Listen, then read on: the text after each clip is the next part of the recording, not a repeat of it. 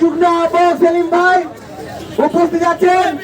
ভাসানটেক থানা 15 ওয়ার্ডের বিএনপি আহ্বায়ক সভাপতি সিরাজুল ইসলাম উপস্থিত আছেন। ভাসানটেক থানা যুব দলের সম্মানিত আহ্বায়ক মনির হোসেন বাচ্চু উপস্থিত আছেন। ভাসানটেক থানা যুব দলের সম্মানিত সদস্য সচিব খন্দকার শাকিল উপস্থিত আছেন।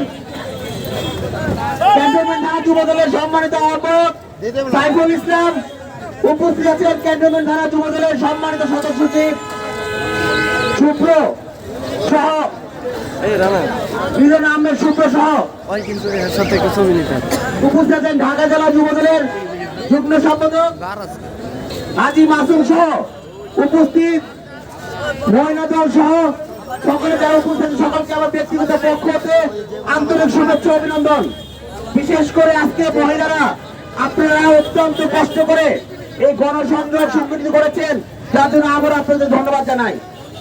আমাদের মাঝে আজকে যার নেতৃত্বে আজকে এই গণসংযোগ অনুষ্ঠিত হয়েছে রেজাউল করিম পল ভাই আপনাদের মাঝে সংক্ষিপ্ত বক্তব্য রাখবেন। ধন্যবাদ। আন্দোলন সংগ্রামে পরীক্ষিত সৈনিক এই মিরপুরের উত্তরের কৃতি সন্তান সাবেক ছাত্রনেতা গত 17 বছর যাদের বিরুদ্ধে আন্দোলন সংগ্রাম করতে গিয়ে নির্যাতন নিপীড়নের শিকার হয়েছে, জুলাই আগস্টের অগ্রণী ভূমিকা রেখেছেন আমাদের সদস্য সচিব সাজ্জাদুল মিরাজ, আমাদের বিএনপির সভাপতি সাধারণ সম্পাদক যুবদলের আহ্বায়ক সচিব সহ বিভিন্ন পর্যায়ের নেতৃবৃন্দ বক্তব্য দীর্ঘায়িত করবো না।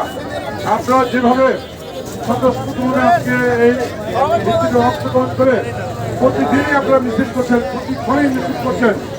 আজকে আমরা এমন একজন প্রার্থীর জন্য এখানে এসেছি, এমন একটা মার্কার জন্য এখানে এসেছে যে মার্কা সারা বাংলাদেশের গণতন্ত্রের প্রতীক, উন্নয়নের প্রতীক, আমাদের স্বাধীনতা সার্বভৌমত্বের প্রতীক এবং আমাদের নেতা জনাব তারেক রহমান বাংলাদেশে আসার পর থেকে সাধারণ মানুষের জন্য দিন রাত পরিশ্রম করে যাচ্ছেন।